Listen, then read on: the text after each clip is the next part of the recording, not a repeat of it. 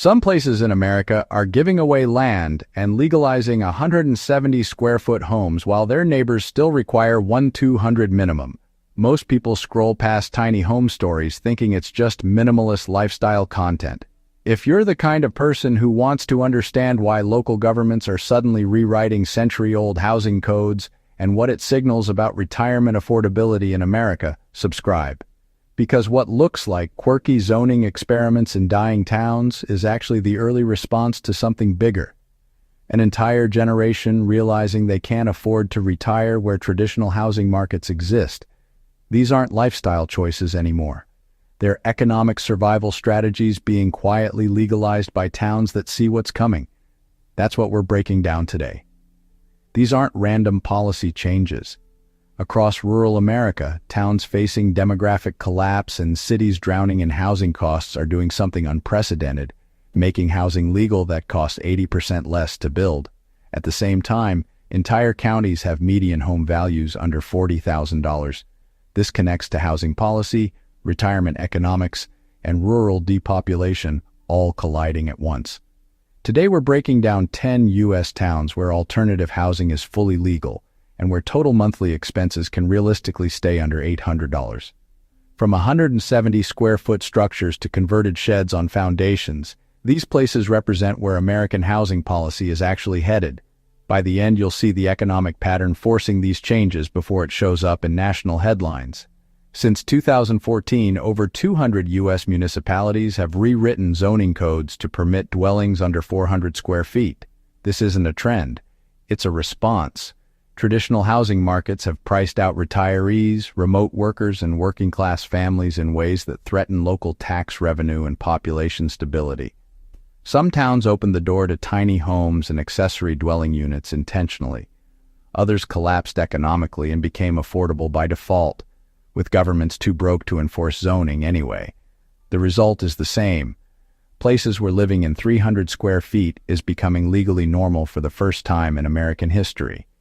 This channel exists to follow those decisions and what they tell us about economic pressure reshaping housing before most people notice. Number 10. Morristown, Tennessee, a town that rebuilt around a lake economy and never raised minimum home sizes. Morristown sits between 8 counties in Appalachian Tennessee with 400 miles of Cherokee Lake shoreline. Cost of living runs 11.8% below national average, but housing costs sit 23.1% lower. The important part isn't the percentages, it's why they stayed low. Tennessee never imposed statewide minimum square footage requirements, and Morristown never felt pressure to create them locally. Counties around lakes rarely do. They need affordable seasonal worker housing and retirement options for people who want water access without waterfront prices. Population holds steady around 30,000 with unemployment at 3.6%, meaning the economy functions but never boomed enough to attract restrictive development politics. You can legally place converted structures and accessory dwelling units on residential lots without the permitting nightmares that exist in growth counties. Tennessee ranks second most tax-friendly for retirees with no income tax on Social Security or pensions. Picture a 400-square-foot converted building on a half-acre 10 minutes from the lake, property taxes under $1,200 annually, total monthly expenses around $600 including utilities. The town has 4 championship disc golf courses if that matters to you. What matters economically is this. Places that never grew fast enough to develop strict housing codes now have the accidental advantage of legal flexibility when the rest of America is trying to deregulate backwards.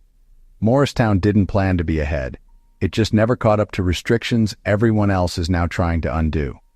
Number 9. Helena-West Helena, Arkansas. Median home value is $39,167. That number deserves a pause. Located along the Mississippi River in eastern Arkansas Delta country, this town has the lowest housing costs in America and virtually no zoning enforcement for structures on private land. This isn't deregulation by design. It's economic collapse creating accidental freedom. Helena-West. Helena lost manufacturing decades ago. The government infrastructure can't support strict code enforcement even if they wanted to. Poverty rate sits above 30%. Cost of living runs 34.1% below national average. Median rent is $500 monthly when you can find rental stock. But here's what happens in practice. You can buy a lot outright for under $5,000 and place a legal structure without facing code enforcement, something functionally impossible in 95% of America. Connect to city utilities, and nobody asks questions about square footage or architectural standards. You're looking at a 300 square foot insulated shed on a foundation with utilities included for total monthly costs under $400. The question isn't whether this is a good retirement destination. The question is whether this represents freedom or abandonment.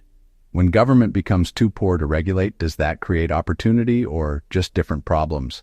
The economic reality is stark. This town gave up trying to enforce middle-class housing standards because there's no middle class left to enforce them for. For someone on a fixed $200 Social Security check, that might be exactly what makes it viable. For everyone else, it's a warning about what happens when rural economies fully collapse. The freedom to live cheap exists here because everything else left first. Number 8. Spur, Texas. In 2014, Spur became the first town in America to officially declare itself tiny home friendly by passing an ordinance that allows homes under 900 square feet with no minimum size requirement. This West Texas town of 200 people didn't do this by accident. They saw tiny homes as economic development strategy to attract remote workers and retirees to a dying rural economy. It worked. Population stabilized for the first time in 40 years. The rules are specific.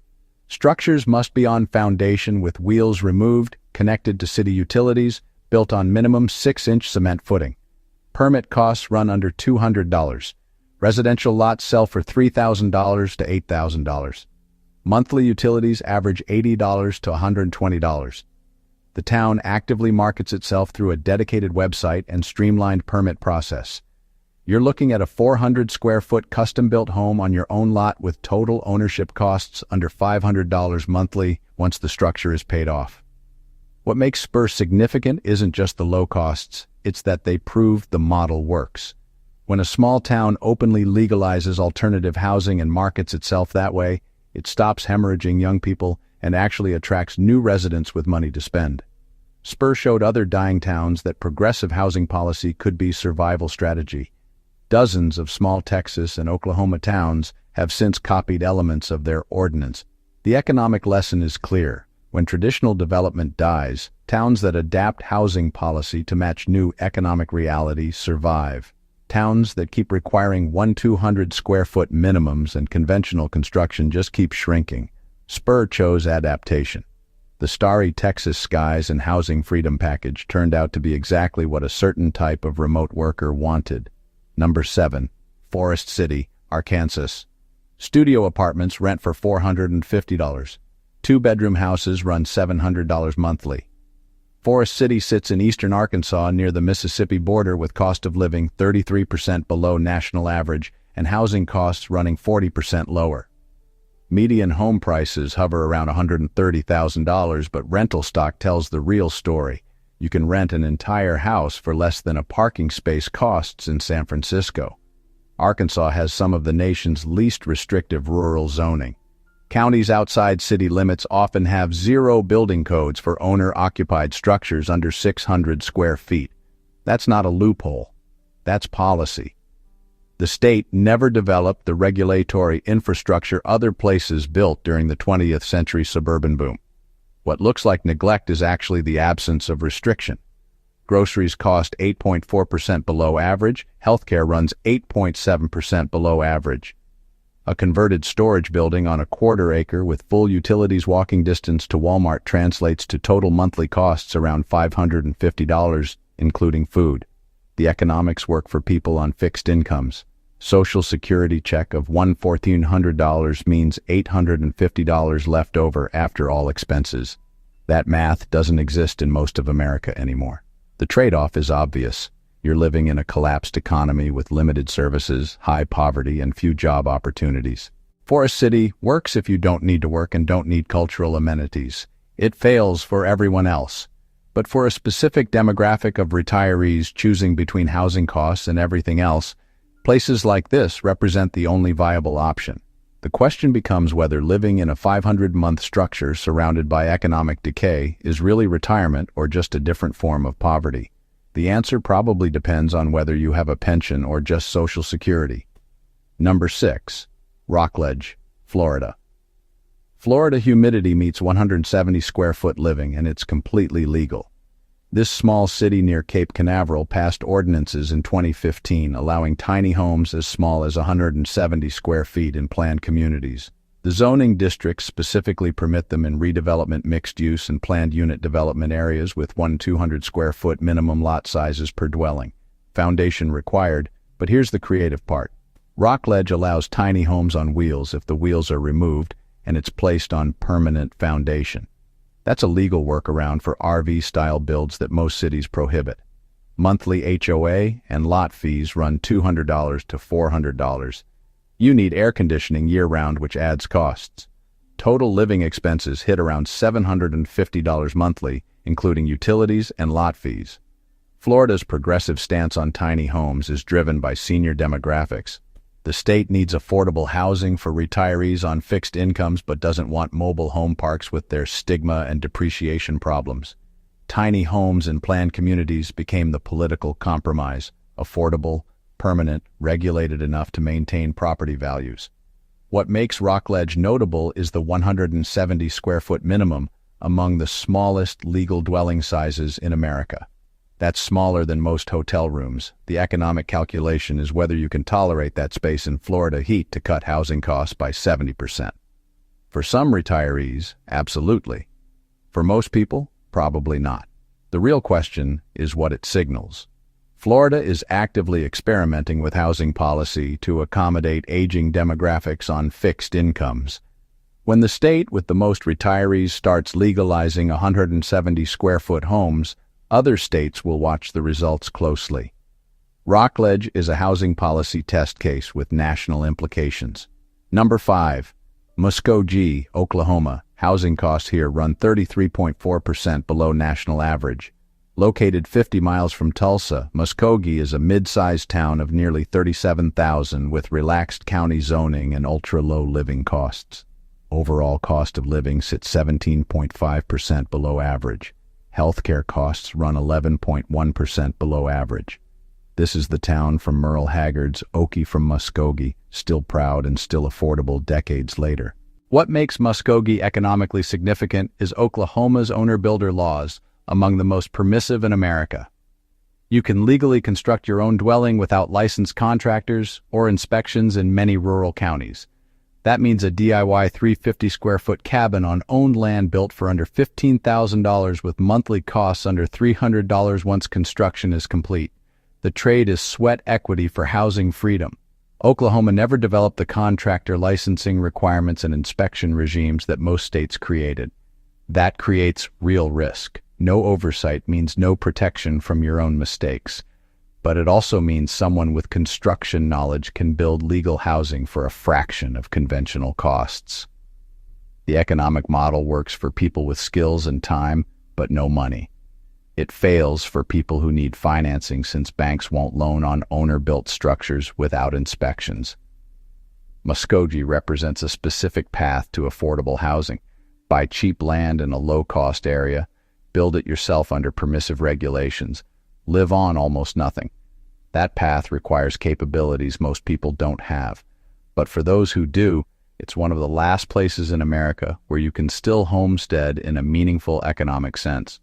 The question is whether that's opportunity or just a lack of development that eventually catches up. For now, the window exists.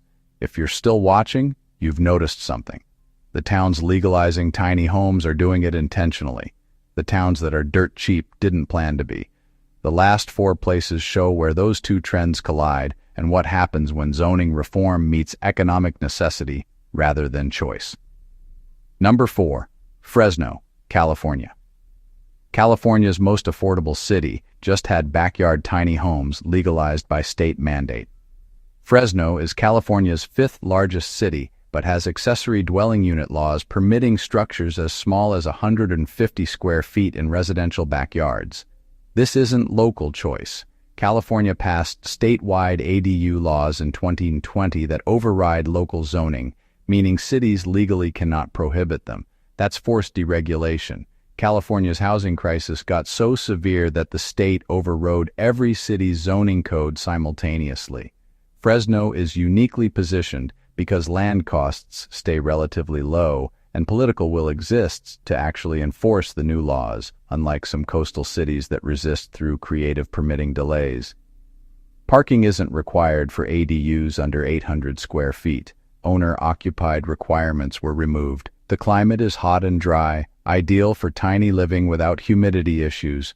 Rent for existing ADUs runs $400 to $700 monthly. A 300-square-foot backyard cottage walking distance to grocery stores with utilities included rents for $550 monthly.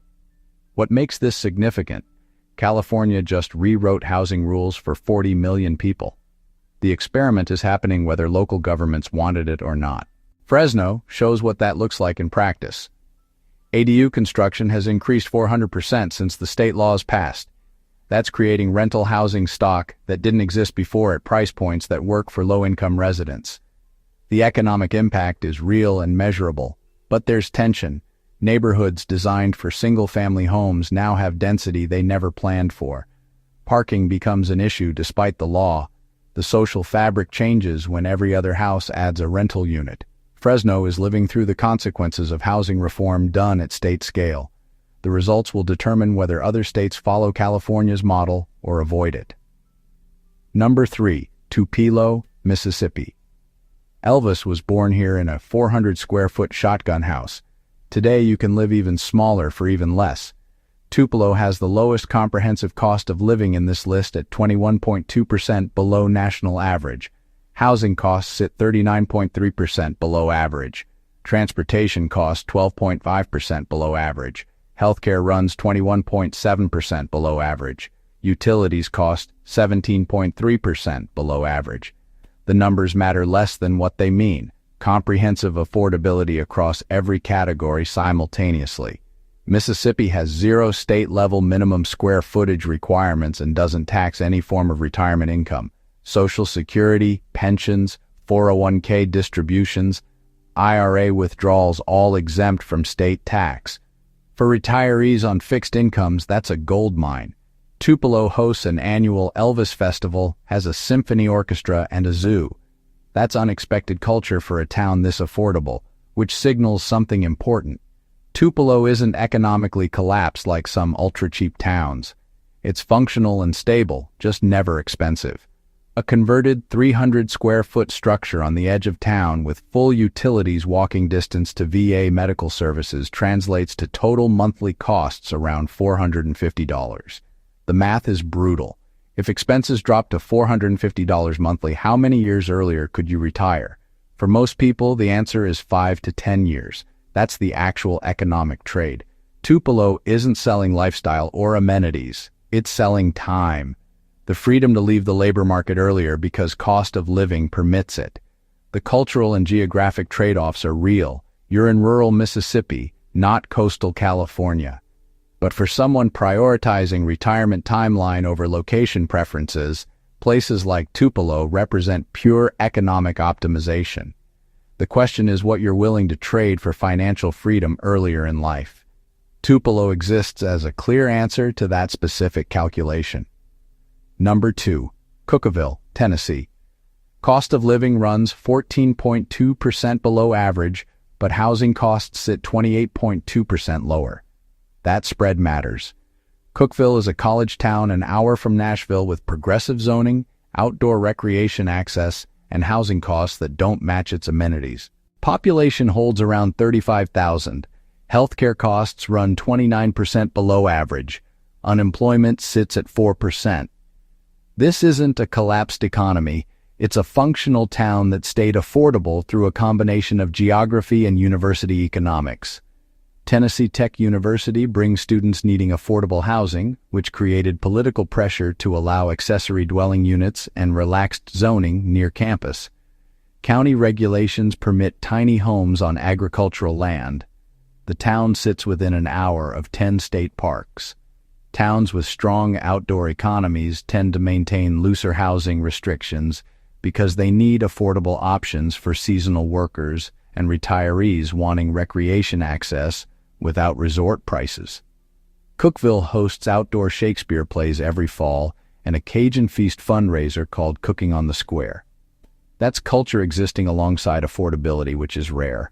A 400-square-foot tiny home on leased land near Cummins Falls, surrounded by hiking trails, runs about $600 monthly total costs. What makes Cookeville significant in this list? It's not a dying town or collapsed economy. It's a place people actually want to live that happens to still be affordable because it never became fashionable enough to price out working-class residents. That's increasingly rare. Most desirable places are expensive.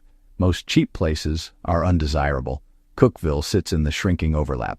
The risk is obvious. As Nashville grows and remote work spreads, Cookeville won't stay cheap forever.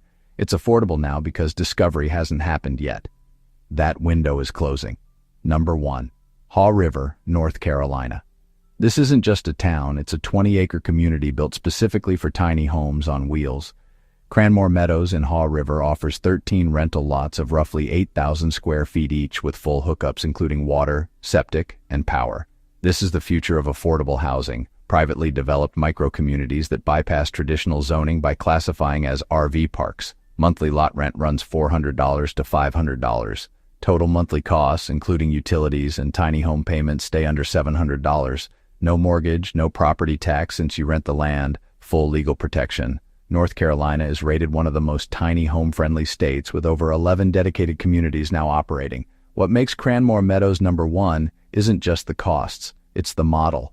Traditional housing development requires years of permitting, millions in infrastructure investment, and compliance with residential building codes that make affordable housing economically impossible to build profitably. The RV park classification sidesteps all of that. Cranmore Meadows went from concept to occupied in under 18 months. That speed is unheard of in housing development. The economic implications are massive. If this model scales, it solves affordable housing faster than any government program or zoning reform. Private developers can create legal tiny home communities in months instead of years at profit margins that work without subsidies. North Carolina has proven the regulatory framework functions. The social element matters too. You're surrounded by people who chose simplicity intentionally rather than poverty forcing the choice. Community gardens, fire pits, nature trails. The cultural fit is completely different than living in a collapsed town where you're the only person choosing alternative housing. Haw River shows what happens when the tiny home movement meets legal frameworks that allow it to scale beyond individual experiments into actual housing solutions. Whether towns are rewriting 100-year-old zoning codes or economic collapse made them affordable by accident, they're all responding to the same force. A retirement crisis meeting a housing crisis faster than local governments were built to handle. Some towns saw it coming and adapted. Others just became cheap enough that people moved there anyway. But here's what's really happening. For the first time in American history, living in 300 square feet is becoming legally normal, not because of a lifestyle movement, but because the alternative is pricing entire generations out of home ownership entirely. These 10 places represent early responses to that pressure.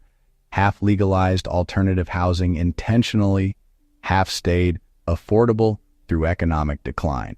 But both types exist because traditional housing economics broke for millions of Americans. The retirement math doesn't work anymore in most places. The middle class can't afford middle class housing. These towns are where people end up when they do the math honestly and choose affordability over location or square footage or amenities. The question isn't whether these places are good. The question is what it means that they're necessary and whether the rest of America will adapt regulations like Spur and Fresno or just wait for economic collapse to make housing affordable by default like Helena-West Helena. Those are the two paths.